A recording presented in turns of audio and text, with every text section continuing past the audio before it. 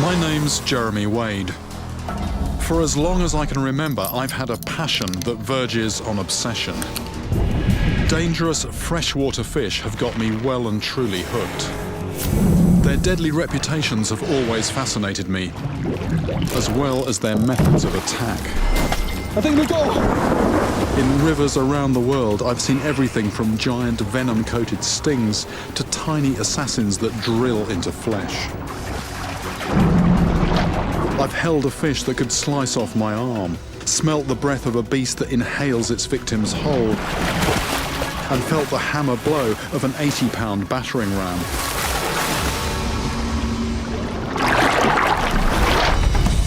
Yet of all the nasty devices I've come across, there is one murderous-looking weapon that really stands out. It belongs to a sea monster that swims hundreds of miles up rivers. A monster that has completely eluded me until now.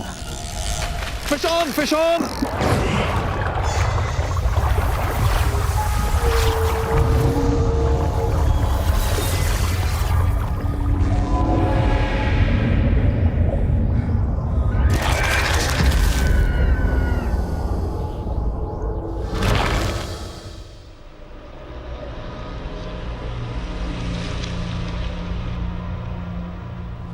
Nearly 20 years ago, on my first fishing trip to the Amazon, I was in a hardware store looking for rope and other supplies when I caught sight of something that stopped me dead in my tracks. It was about a yard long, with a profile just like a chainsaw, except that each vicious-looking point was fully 2 inches long. What I'd stumbled upon was the snout, or rostrum, of a fish the locals called the araguagua. This is an animal I'd been vaguely aware of from my youth, but which I'd never actually seen. In the comics and adventure books of my childhood, this creature was normally depicted as a sea monster, usually brandishing its serrated weapon at terrified skin divers.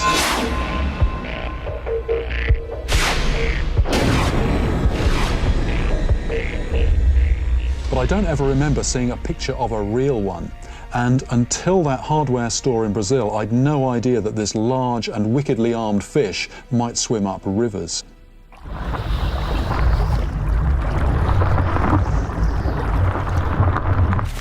The animal in question is known in English as a sawfish. Giants over 20 feet long have occasionally been caught. And legend has it that these monsters will even attack boats. In the 16th century, the Swedish chronicler Olaus Magnus states that this terrifying fish will, and I quote, swim under ships and cut them, that the water may come in and he may feed on the men when the ship is drowned. More recently, a story from India talks of a man hacked in two. If those accounts sound far-fetched, then more believable perhaps is this newspaper article from the 1930s about an attack off the coast of Florida. The story goes that a fisherman harpooned a large sawfish in shallow water. But when the brute spun round and struck the boat with its snout, tables were suddenly turned.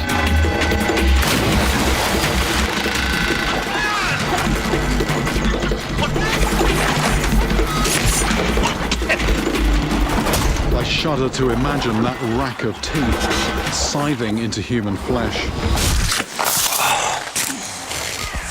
Despite severe injuries, the victim in this instance appears to have survived. But I've long wondered if the animal that attacked him could be the most fearsome of any fish to lurk in a river.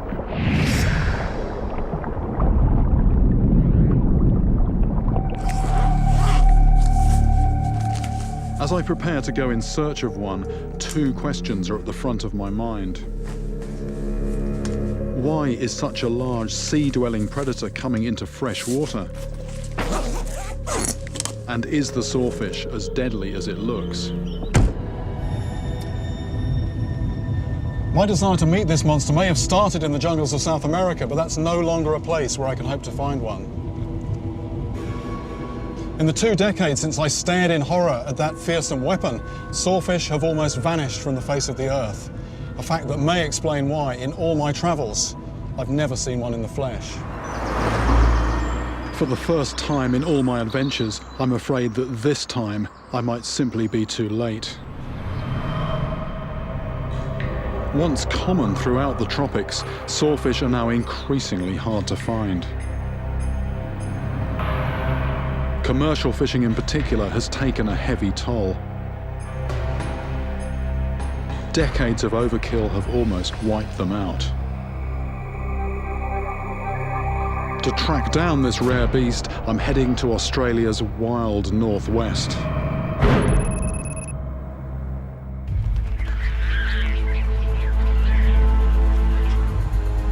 I've come to the remote Fitzroy River, one of the last strongholds of the so-called freshwater sawfish. Somewhere here, so I've heard, lurks a creature barely changed since the age of the dinosaurs.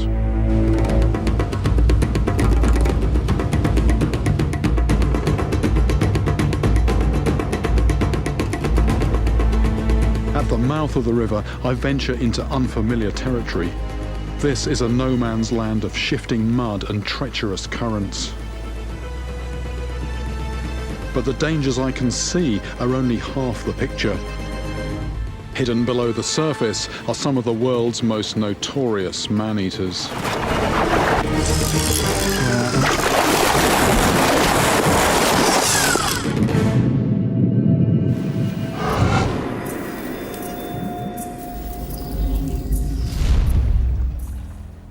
I've been granted special permission to try and catch the critically endangered sawfish. This puts me in a truly privileged position. Yet in such a vast area, there's no guarantee I'll even find one. Hundreds of square miles of open water. It is ridiculous. The warm, shallow water at the mouth of the Fitzroy is prime sawfish habitat. 20 years ago, a local fisherman snagged an 18-footer not far from here.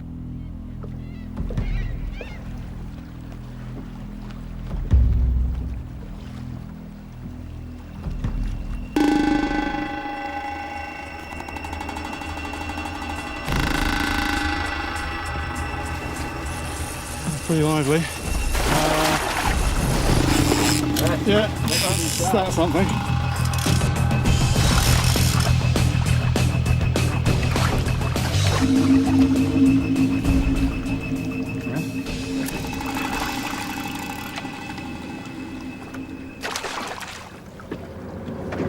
If I hadn't seen what was responsible for that, I might be getting quite excited now. I might be thinking that's something toothy, but that's crab claw marks. Everything is hungry down here.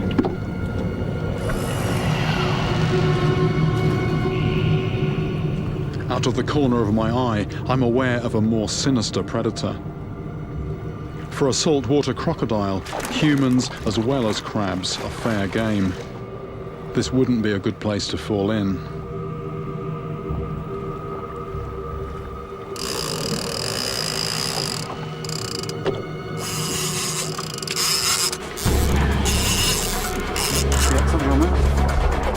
This time, I'm hooked into something meaty. It's only day one, but I wonder if I'm about to get lucky. That's actually running. Back a little, back. Oh, here we go. Coming up. Just when I think it's in, the fish kicks off again, and I grab my rod back for round 2.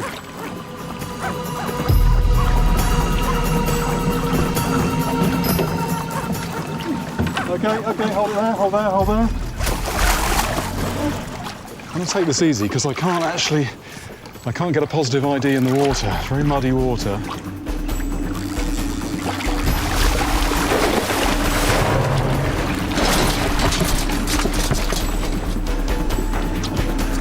Oh, it's a shark. This estuary is just full of predators. Bull shark. I keep well clear of its mouth. Even a 5-foot juvenile could bite my hand off. The adults can reach 13 feet and probably kill more people than any other shark. This is one of the few sea dwellers which, like sawfish, can swim up rivers. Well, that's a bit of drama. I'm glad we got that in. It's always exciting to get a fish like that in on light tackle.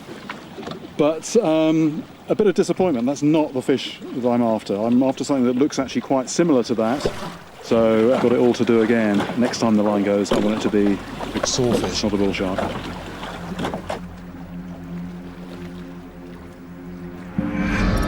Physically, sawfish resemble sharks quite closely. They have shark-like dorsal fins, a long body and a high sweeping tail. In other ways, they're more like their true ancestors, rays. The gills, for example, sit underneath. The head is flat and the mouth is a narrow slit. But it's the snout that intrigues me. Despite its vicious profile, few have ever seen it in action. Malcolm Douglas is an exception. This real-life Crocodile Dundee has witnessed nature's very own chainsaw massacre. In '67, I was up around Darwin, and just as we came out of this creek in the morning, I saw something. I saw a big school of mullet all cruising, and they all sort of huddling together. And I said to my mate, I said, something's stressing those mullet. And next thing, this massive saw came up between them, and it was just went bang, bang, bang, bang, bang, faster than a speeding bullet, as they say. And then he just came to gobbling them up, and then he turned around again, and he did that several times.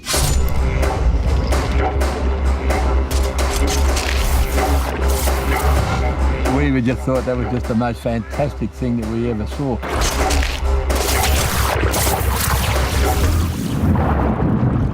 The saw on that, I measured it from memory, was around about 8 foot long. A saw? Yeah, the saw itself. Yeah, it's huge. I'm not exaggerating. I'm not prone to exaggeration. This high-spec weapon is stuffed with sensors that pick up not just the movement of nearby animals, but also their electrical aura. Even in total darkness, a sawfish can nail its target. According to Malcolm, they also use their saw in self-defense. You really had a rack of those going into your leg. And not nice. As the dry season comes on here, you get the Fitzroy gets very shallow, right? And these sawfish will hang around quite often in the shallow water. Now, if you trap a sawfish between the bank and the deep channel, he will come at you with that saw and he'll just lash around like this. This is his protection. Now, if you get hit in the leg or the arm or the stomach, it's not a pretty sight. It'll almost be worse than a crocodile bite because it's a rip right through like this, you know, and then they'd come back and they'd hit you 2 or 3 times. Right. Don't call me, mate. You'll probably die there.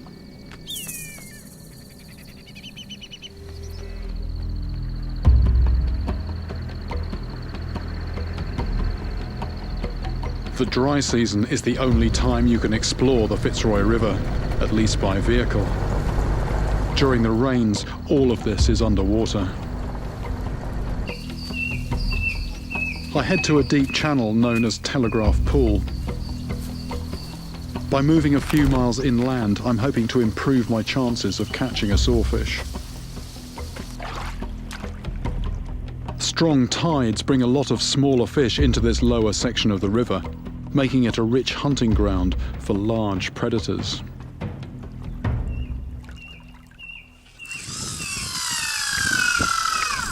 Some are already lining up. With crocodiles, they say it's the ones you can't see that you have to worry about. Hardly reassuring when they vanish without trace into muddy water. We're just waiting for nightfall, but it's a good state of the tide as well. The tide will be coming up soon. Apparently the sawfish move up with the tide, or they move up with the tide and move down with the tide. So I've just got a couple of baits out. Yeah, it's all looking very fishy at the moment. A few locals also brave this spot. Most are after barramundi, a sport fish prized for its fighting spirit. In general, though, anglers want to avoid sawfish, which can rip lines as well as flesh. To boost my chances, I've set up 2 rods.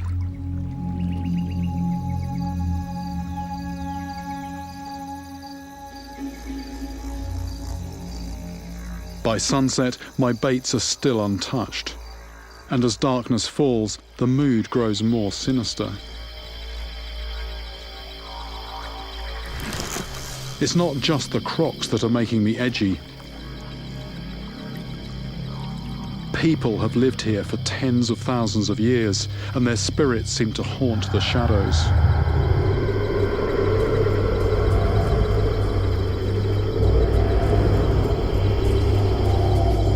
With each passing hour, I feel more like a trespasser in someone else's world.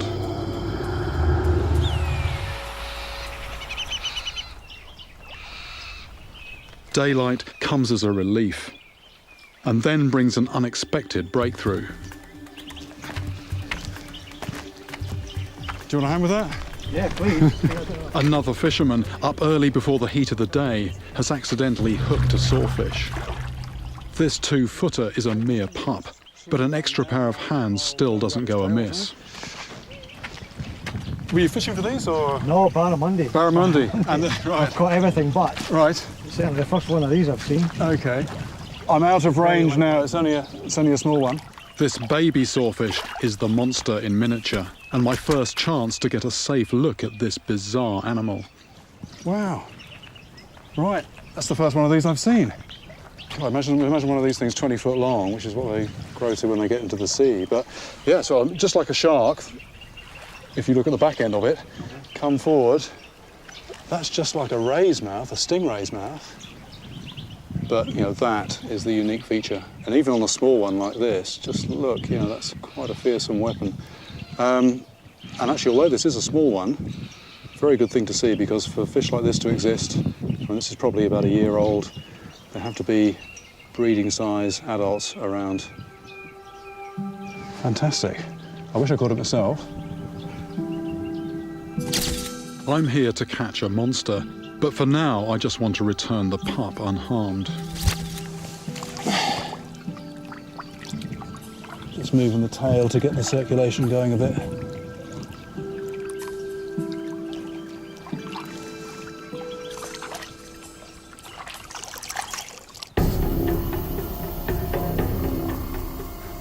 Sawfish travel more than 200 miles up the Fitzroy River, deep into the arid Australian outback. I want to know why they swim so far into fresh water, and how dangerous they are to humans.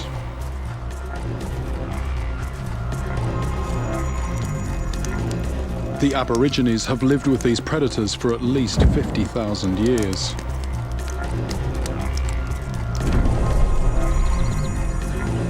Sawfish feature in their tribal dances, and in one of their Dreamtime stories, the animal uses its huge saw to gouge out the rivers of the land.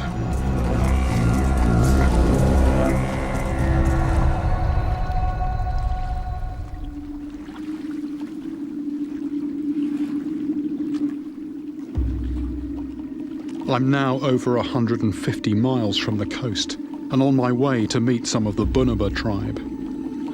They call this stretch of river Dan Ku, or deep water, and I can see why. The white band along the cliffs is a stark warning of how far this river rises during the rains. For 30 feet above me, the rocks have been scrubbed clean. With help from the Bunuba, I'm hoping to catch my first sawfish, but I also want to find out from them how dangerous it really is. Since coming here, I've already picked up one story of an attack from northern Australia. Back in the 1940s, a large sawfish first ripped itself out of a net, then pursued the fisherman's boat. As they fled in their dinghy towards the shore, it seems that 2 of the men were knocked overboard into a potentially deadly situation.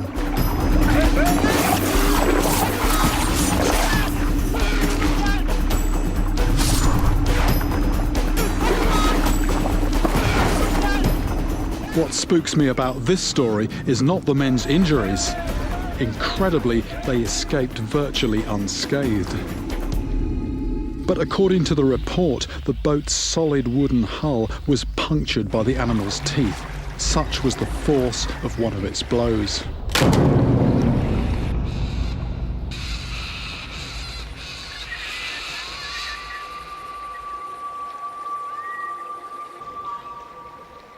If a sawfish can punch a hole in a boat, I can't help wondering what its teeth could do to me.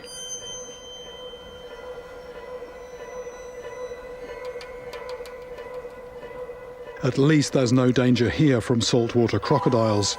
Few of them ever come this far upriver. In a landscape like no other, and with a good 2 hours of daylight left, the temptation to stop and fish eventually gets the better of me.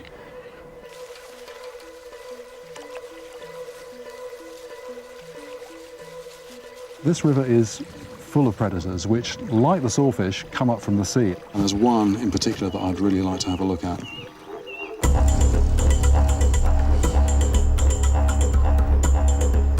The barramundi is an ambush hunter that lurks near the bottom of the river, then bursts up to snatch its prey. To provoke a strike from this fish, anglers often use a brightly coloured lure, worked near the surface over deeper water.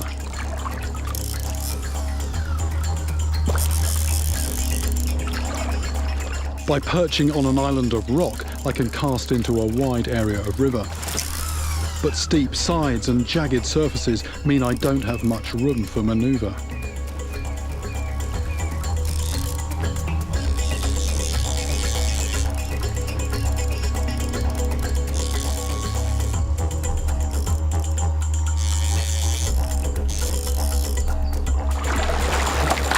This feels quite a good weight.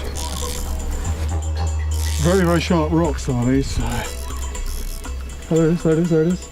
I just see a flash down there. There it goes.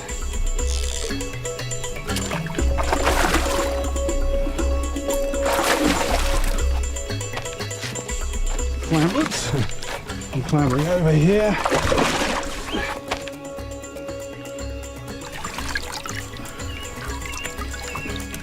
Oh, yeah. Barramundi, lovely. Not bad for 20 minutes work. Spiky old dorsal fin on there, that's why you've got to be a bit careful handling these. Also, there's a very, very sharp, razor sharp bit of bone just in front of the gill flap there.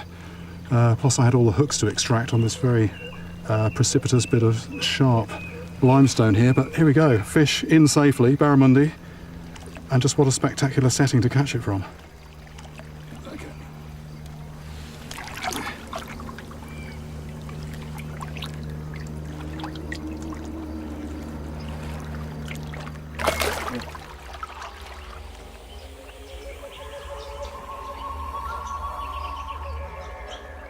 The Aborigines have long hunted sawfish for food and are still allowed to catch them. As an outsider, though, I'm not sure how they'll take to me fishing for one in their waters. Around here, it's mostly the women who do the fishing, so it's their knowledge I want to tap into. Mary Aitken is an elder from the Bunuba tribe. She grew up on this river and begins by recounting the story of a large sawfish that she caught here many years ago. We hauled it in onto the bank, and one of my family members banged it on the head and pulled it up onto the sandbar. And then we called out to some locals that were going downstream on the boat. We asked them to put the sawfish on the boat, otherwise we'd have been struggling with it. How many were you? There was about 4 or 5 of us. And you couldn't take it between? We didn't have no blokes, it was just all ladies. It seems the fish was almost too big for the back of Mary's pickup.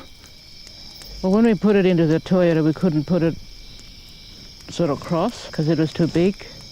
So we had to slide it in, and a little bit of tail sticking out, but we managed to close the back. So you've just got it on the back? Yeah, just got it on, yeah. So it fed a lot of people, yeah. So what about children when they go fishing here? They're catching small fish and then they get one of these sawfish on the line. I mean, do they ever get hurt by them?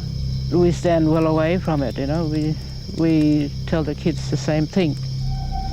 We tell them it's too dangerous to hang around while it's still alive and kicking. Then Mary hands me the largest saw I've ever seen.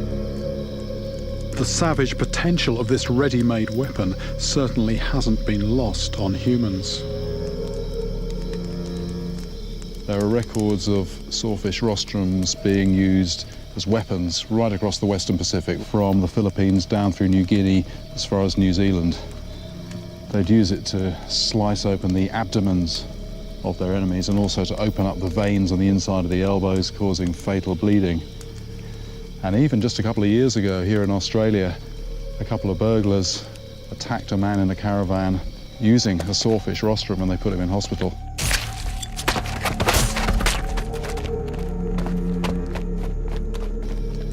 But whether the sawfish itself sets out to attack people is less clear.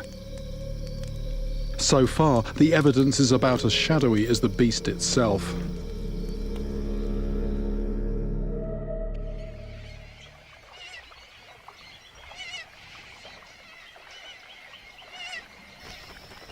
By mid-dry season, the Fitzroy has shrunk, from a raging torrent into a series of quiet pools, with little or no moving water. This ought to concentrate the sawfish and make them easier to find, but before I go looking, I'll need plenty of fresh bait. With a casual throw of the net, Mary shows me the local technique for catching small fish. So there's a bit of effort goes into this fishing, isn't it? You know, you don't just turn up and get a line out. You know, you've got to get the bait before get your bait first before you can go about fishing. It's a method I've seen people use all around the world, but have never tried myself. What's that? Is that a brim or something? Yep. The theory could hardly be simpler. Cast a circle and your net covers the greatest possible area, thus snagging more fish. Swing the net on the side of your hip. And just throw it at it. Lovely.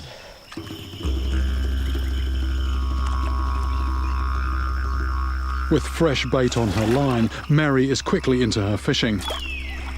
Meanwhile, I'm getting into a bit of a muddle. That was a square.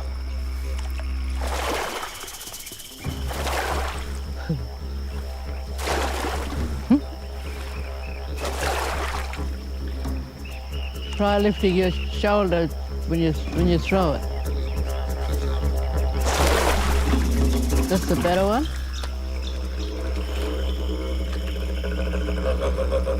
After a slow start, I finally won some respect, and Mary lets me in on a few good fishing spots along the gorge.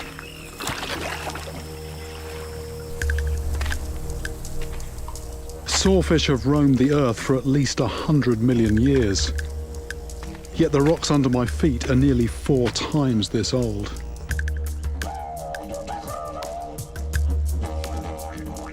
My walkabout takes me to the top of a limestone cliff, the remnant of a once mighty barrier reef that lay beneath an ancient ocean. Beyond the horizon, parts of this continent date back 4 billion years. That's almost as old as life itself.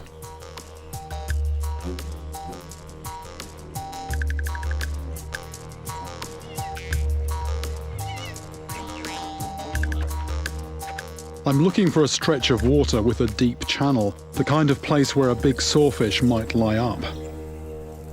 I've got the whole river to myself, and with limited time, I'm eager to get fishing.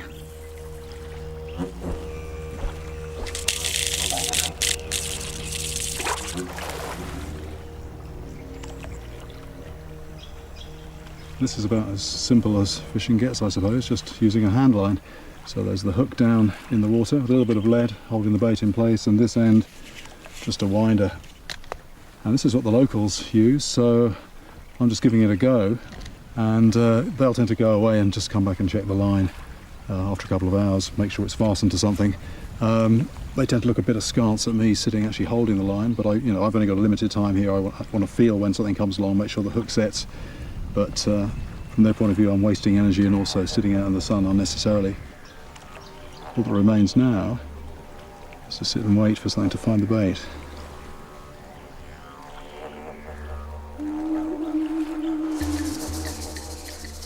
As the hours slip by, I try out several spots along the river. By mid-afternoon, the only animals I've managed to flush out are a bunch of cockatoos.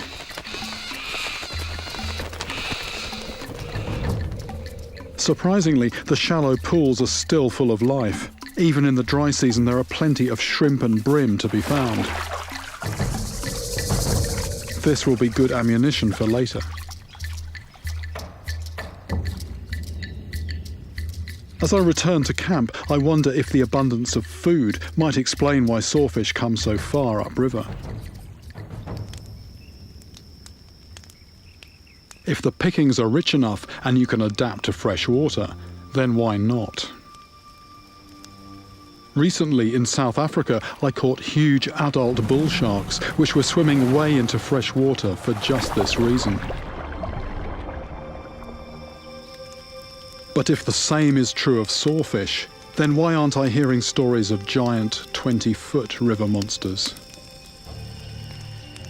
It occurs to me that even here, in what's thought to be one of their last strongholds, these prehistoric beasts could be vanishing.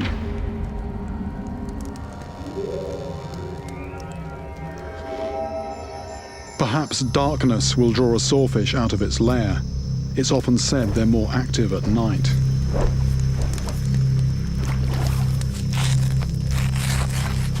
Just in case I doze off, I tie an empty can to the line. Should anything run off with the bait, the noise of it moving will wake me up.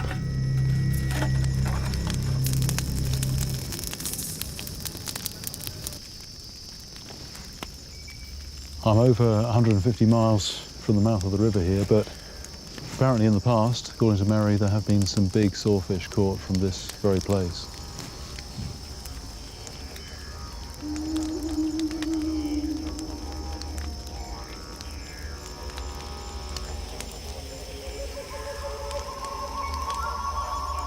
A long day baking in the outback sun has left me exhausted. But my overcooked brain refuses to switch off. I still have little sense of how dangerous sawfish are to people. Back in that hardware store 20 years ago, the answer seemed obvious. Yet for such a large and viciously armed beast, I'd have expected a lot more bad press. Especially from populated areas where sawfish were once common.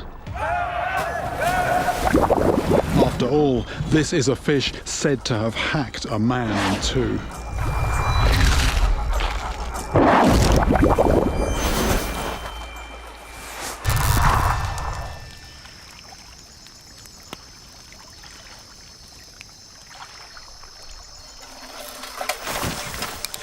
After a day of fishing without success, darkness has finally brought me a bite. My bare hands take the strain as I wind in the line, but the fish on the end is not what I'm expecting.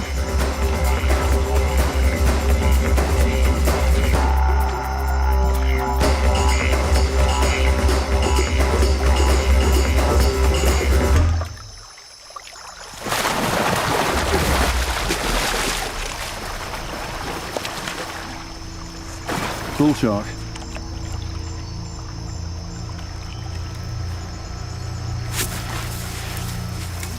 A bull shark this far inland is a real eye-opener. These aggressive fish are clearly thriving here, even during the dry season when this part of the river is little more than a stagnant pond. So, a pretty hostile environment. You can see why everything in there basically is tooled up. Now the sawfish possibly needs that weaponry for defence, who knows? Anyway, I better put this back. I'll just hope I don't hook him up again.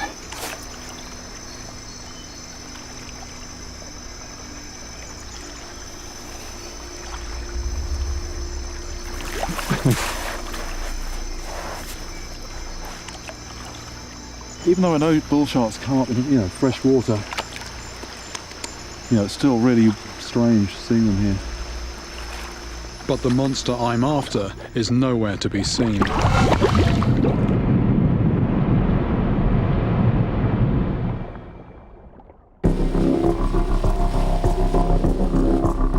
It was only recently that outsiders realized there were sawfish in this river and began to study them.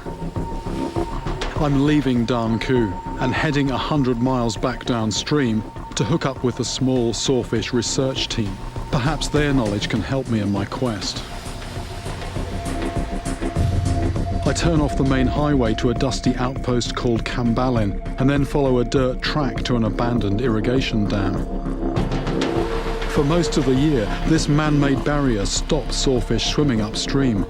They accumulate below the dam, making this an ideal spot for the research team.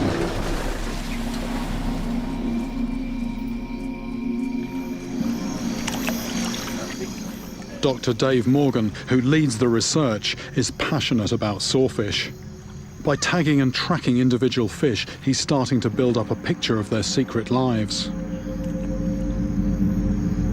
But as we head out to set trapping nets, we're busy watching our backs.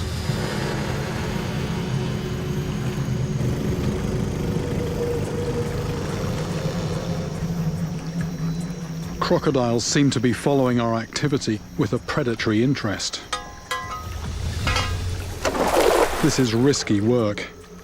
If you get too focused on the crocs and take your eye off what's under your nose, you can wind up getting karate chopped by a sawfish in the net. Just trying to do it from a boat in a deep section, that's when you often get hit a lot. Or when you don't want to get out of the boat because there's crocodiles or saltwater crocodiles around, then yeah, you get hit. Working as fast as we can, we lay a series of nets across the main channel. If there are any sawfish here, they stand a good chance of getting snagged. At regular intervals throughout the night, we come back to see if anything's turned up.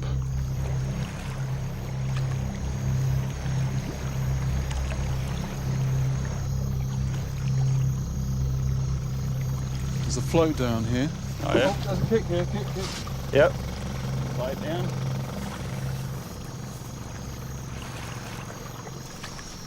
Okay, so we get... Yep, we'll get that one out.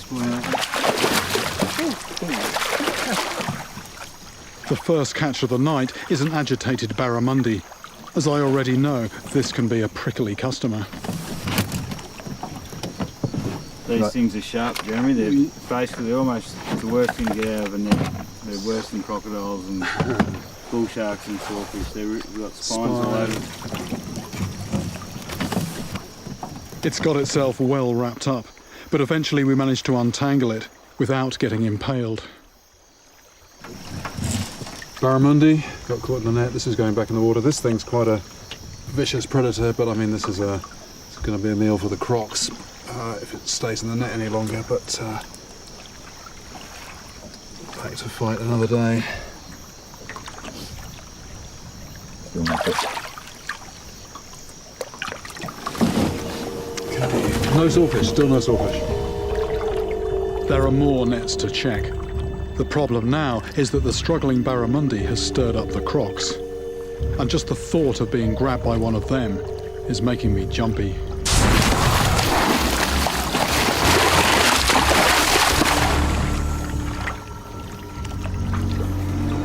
There's something, hang on, there's something grey in the water. You can feel something, Jeremy. Yeah, definitely there's a real kick like that. Yep. Is it a long kick or a... It's, there, we can see, can you see that? Yeah, that's one. Croc, bull shark or sawfish, this has to be the lucky dip from hell. Let's just do a quick croc spot. There was a croc coming in before over there. Yeah, It left the bank and was out in the middle. Yeah.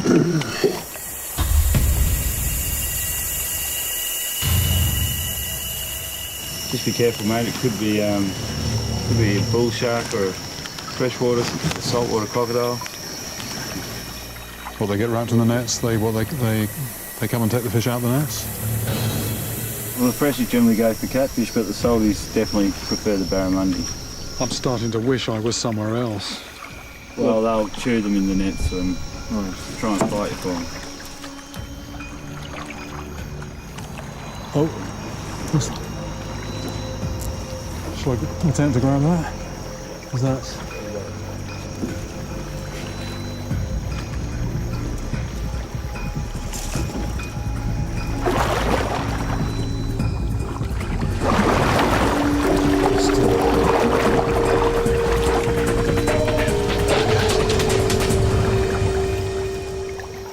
Well, no sawfish in the net, but this is a bull shark.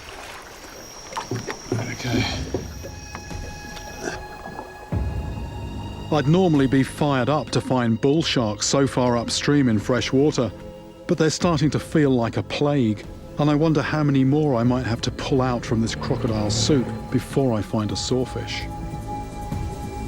I'm told that the annual flood was lower than normal this year, making it hard for sawfish to move upstream.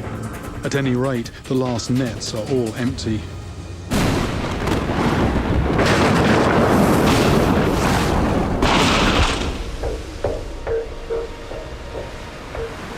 With cruel irony, daylight brings the threat of an unseasonal storm. Out here in the bush, heavy rain can spell trouble.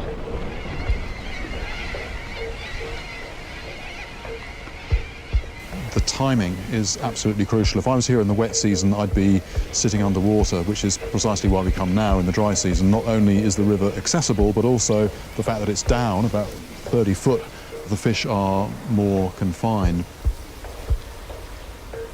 Problem is that the weather actually is changing. There's the wind blowing, we had rain last night, and there's real concern at the moment that if there's any more rain, the tracks leading in here are going to become impassable. So everyone's keeping an eye on the weather. If there is signs of things turning bad, we're just going to have to throw everything in the vehicles and get out of here, and that will be a premature end to my mission.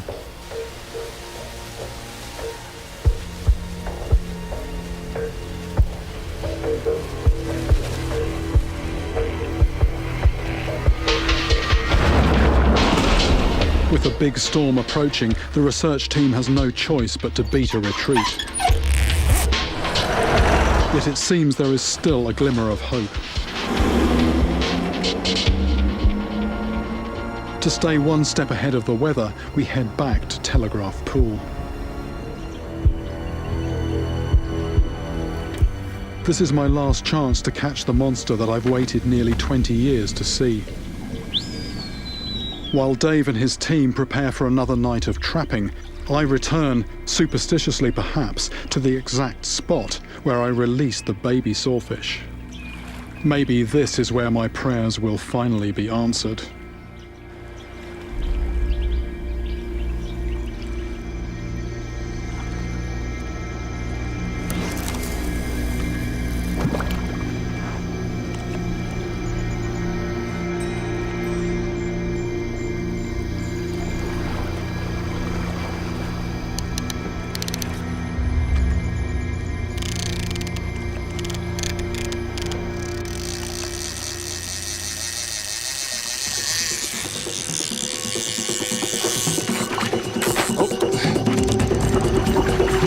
Fish on!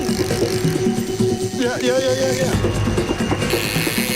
This is a beast that means business, and it doesn't feel like a shark. Good size. It's coming in quite close, it's already quite... I'm trying to get on these rocks in here. I need someone to grab it. I think that's ready, it's ready, I think. It's a sawfish. At last, the animal that's been swimming around on my head for nearly 20 years.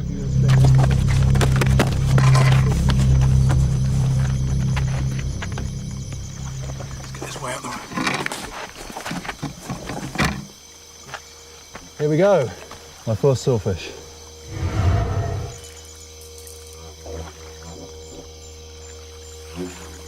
Look at this for a beast. This thing nearly 7 foot long, it's bigger than I am. And that rostrum on there, that's 1.5 foot long. It's got 39 of those teeth, each one is about 1 inch long, wickedly sharp. We've got a huge dorsal fin, a very big second dorsal fin, very big tail, and they anchor the body. And when the body flexes, it's this head and this rostrum that really scythe from side to side. It's about to tense. We're about to have a splash. Yeah, here we go. Yeah.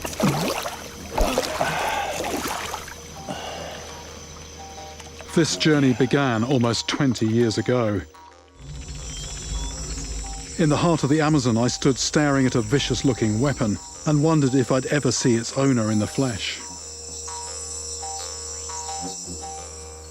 Now, in a remote river in Australia, I've finally got my hands on a live sawfish. Shall I hold that down? The scientists, meanwhile, think they've figured out why these creatures come into fresh water. It's flat on the rostrum. Dave's latest measurements show that they're using the Fitzroy as a nursery. Acoustic tag going in here. Despite all the predators, it's still safer here than in the sea. Only when they reach 8 or 9 feet long do sawfish leave the river. As an adult living in salt water, this fish could one day become a 20-foot giant. But I came here to find out if this fish is also a monster in terms of deed. Now, there's no doubt that fearsome toothed rostrum is potentially a lethal weapon, and it's certainly been used as such in the hands of humans. But I can find just no instance at all of this fish having attacked a human being willfully. In other words, its monstrous appearance is not matched by its behaviour. Certainly if you're a small fish, this thing is a deadly weapon. But from the human point of view, the sawfish is the archetypal gentle giant. If anything, these vicious-looking creatures seem to be more sinned against than sinners. The thing is with these fish, it's always the weaponry that the attention is drawn to, the rostrum with all those teeth. But actually looking at the rest of this fish, this animal has been in the wars. It's been on the receiving end of quite a bad injury. There's a big bit of its pectoral fin here missing, and that's a very clean, curved cut, and it's slightly raw as well, which suggests it's fairly recent. And that would be a bull shark. And look at that. A saltwater crocodile thought it would have an easy meal. Teeth just bounced off that hide. So this is not just an animal with a very sort of fearsome weapon on the end of its snout. It's just really tough as well. I mean, it just shrugged off that attack. It really is a rough, tough environment down there, and it does seem that you need to be tooled up in some way or other just in order to survive. The tragedy for this fish is that in a world full of nets, the very weapon it needs to survive is now liable to get it snagged and killed. My only fear as it swims away is that we may be seeing the last of these ancient and extraordinary monsters.